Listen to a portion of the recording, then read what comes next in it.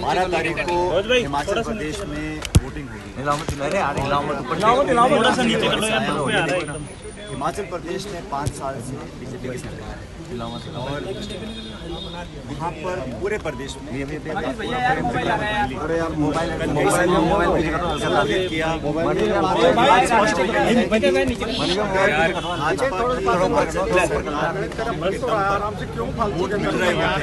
सरकार रिपीट हो रही होती तो हर हफ्ते प्रधानमंत्री जी और गृह मंत्री जी उस छोटे से राज्य में बार बार समय नहीं करते और बार बार कहा जा रहा है कि वो डबल इंजन की सरकार है, डबल इंजन की सरकार है।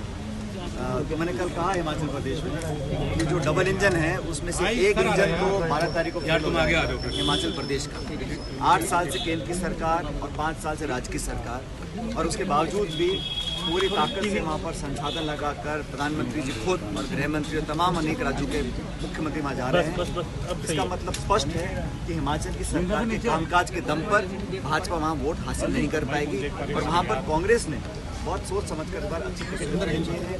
हमने वहाँ पर जो वादे किए हैं उसमें लगभग 1 लाख लोगों को नौकरी की बात हमने कही है और हर महिला जो 18 साल से ज़्यादा है उसको 1500 रुपये का मासिक हम लोग देंगे। वहाँ पर 300 यूनिट हम लोग फ्री देंगे और इन सब वादों को लोगों ने स्वीकार किया है और एक्सेप्ट किया। इसलिए वहाँ पर बहुत अच्छी पोजीशन में कांग्रेस पार्टी है और अच्छे पूर्ण बहुमत के साथ वहाँ पे हम सरकार बनाएंगे।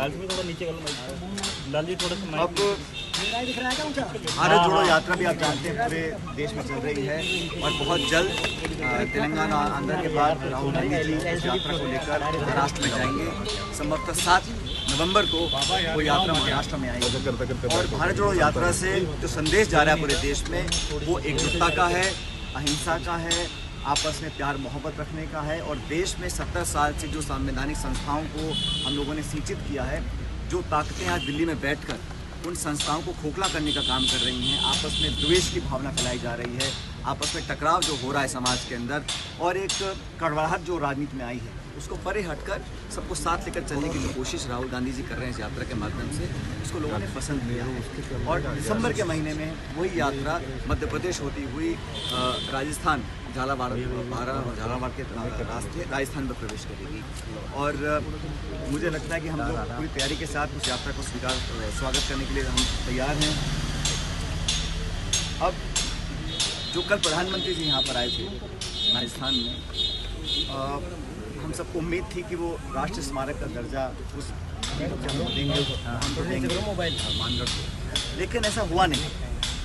मुझे लगता है शायद इसलिए उन्होंने नहीं किया क्योंकि यहाँ पे सरकार कांग्रेस पार्टी की है।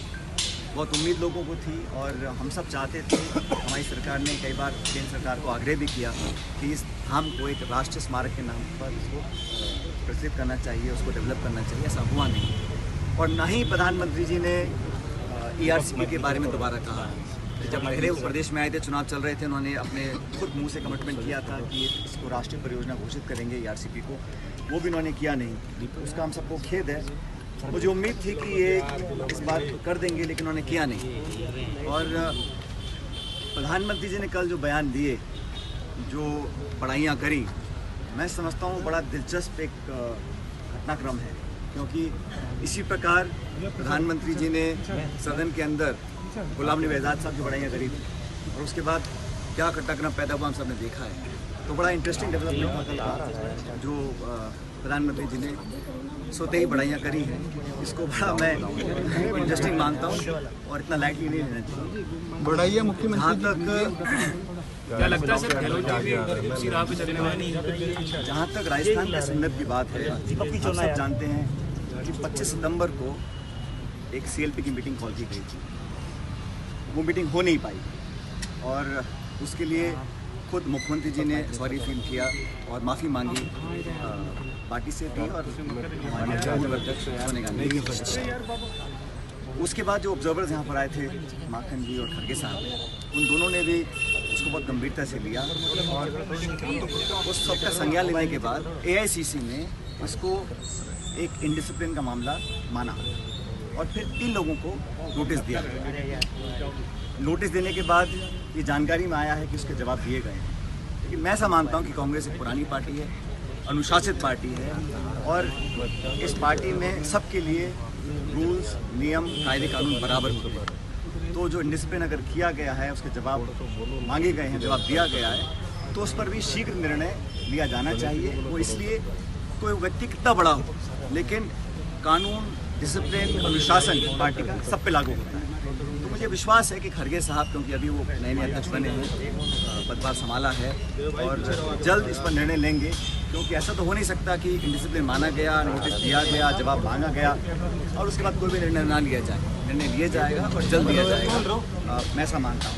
और जहाँ तक राजस्थान के संदर्भ में जो निर्णय लेने की बात है, उसका खुद वेणुगोपाल जी जो हमारे संगठन के महामंत्री हैं, उन्होंने भी कहा था कि बहुत जल्द इस पर निर्णय लिया जाएगा कि भविष्य में क्या करना है।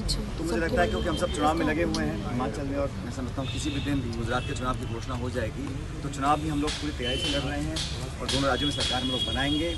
जहाँ तक अनुशासनहीनता पर कार्रवाई करने की बात है, उसका पूरा संज्ञान वेणुगोपाल जी के, एंटनी साहब के, खड़गे जी के और हिमाचल जी के संज्ञान में है, उस पर जल्द कार्रवाई होगी। और राजस्थान में भी जो इंडस्ट्रियल का जो माहौल बना हुआ है, उसको भी समाप्त करने का मुझे लगता है समय आ गया। सर, की बैठक होनी चाहिए सर, आपको लगता है? क्योंकि मंत्री जी गुड़ा जी ने मांग की सीएलपी की जो बैठक थी वो कॉल की गई थी, बैठक हुई नहीं, पहले बैठक हुई, तो पूरी पार्टी इस बात को जानती है। और मुझे लगता है कि बहुत जल्द इस पर जो इस मामले को पूरा ठीक करने का जो कदम उठाने का टाइम है वो आ गया है और उस पर पार्टी कार्रवाई। पायलट साहब, राजस्थान में अगला विधानसभा का चुनाव होने में करीबन महज 13 महीने के करीब रह गए हैं। ऐसे में क्या आपको लगता है कि अगर यहाँ पर नेतृत्व परिवर्तन होना है तो उसके लिए एक टाइमलाइन फिक्स हो जानी चाहिए, या फिर कम से कम सीएलपी मीट के लिए टाइमलाइन फिक्स? सारे निर्णय हैं ये अखिल भारतीय कांग्रेस कमेटी लेती है, और किसको किस पद पर आसीन करना है, क्या जिम्मेदारी देनी है, इसका निर्णय भी अखिल भारतीय कांग्रेस कमेटी लेती है। आप बिल्कुल ठीक कह रहे हैं, समय बहुत कम बचा है, 13 महीने का समय सिर्फ बचा है। तो जो भी निर्णय लेने हैं, कदम उठाने हैं, जो कार्रवाई पहले नहीं हो पाई थी, उदाहरण के तौर पर सीएलपी की मीटिंग, उसका भी निर्णय एआईसीसी लेगी, बहुत जल्द लेगी। लेकिन चुनाव भी हमारे चल रहे हैं, अब मत भूलिए कि बड़े महत्वपूर्ण चुनाव हैं, और जो जेपी नड्डा साहब जो भाजपा के अध्यक्ष हैं वो हिमाचल से आते हैं, और गुजरात जहाँ के प्रधानमंत्री और गृह मंत्री हैं उनका गृह राज्य है। तो दोनों राज्य हमारे महत्वपूर्ण हैं, पूरी ताकत के साथ हम कैंपेन कर रहे हैं दोनों राज्यों के अंदर। और मैं जैसे आपको पहले कहा, बहुत अच्छा वातावरण हमारे पक्ष में बन चुका है दोनों राज्यों के अंदर, और वहाँ पे हम जीत हासिल करेंगे, हम सबका एक सामूहिक इच्छा हमारी है।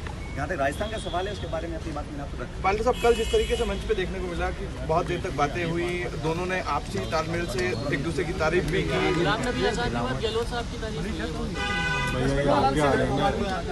जैसा मैंने कहा, राहुल गांधी जी आगे किसको बोलूं, और 70 साल में किसी नेता ने ऐसा नहीं किया, और उनकी यात्रा से भाजपा की बुराई हुई है स्पष्ट हो चुका है, क्योंकि उन्होंने जो जन समर्थन हासिल किया है सड़कों पर चलकर और लोगों के बीच में जाकर, वो शायद ही किसी नेता ने किया हो। भाषण देना, बयान जारी करना, टेलीविजन डिबेट करना, अलग बात है, लेकिन रोज 30 किलोमीटर चलना और 1200 किलोमीटर चल चुके हैं, तो छोटी बात नहीं है। और उनके साहसी कदम से भारतीय जनता पार्टी तमाम विपक्ष बहुत बौखलाया हुआ है। निश्चित रूप से ये यात्रा पॉलिटिकल नहीं है, लेकिन इसका संदेश जो है वो निश्चित रूप से कांग्रेस पार्टी को ताकत देने का काम करेगा। और मैं ऐसा मानता हूं कि जैसे अलग अलग राज्यों में आते हैं, जब तमिलनाडु में थे अच्छा स्वागत हुआ, केरला में उससे बढ़िया हुआ, और कर्नाटक में तो ऐतिहासिक स्वागत हुआ। इसके बाद तेलंगाना, आंध्रा, जैसे जैसे यात्रा आगे बढ़ रही है वैसे वैसे बहुत व्यापक जन समर्थन राहुल जी को मिल रहा है। इसको देखकर कांग्रेस जन में उत्साह है, और राहुल गांधी जी जिस रास्ते पर निकले हैं वो सच में ऐतिहासिक और साहसी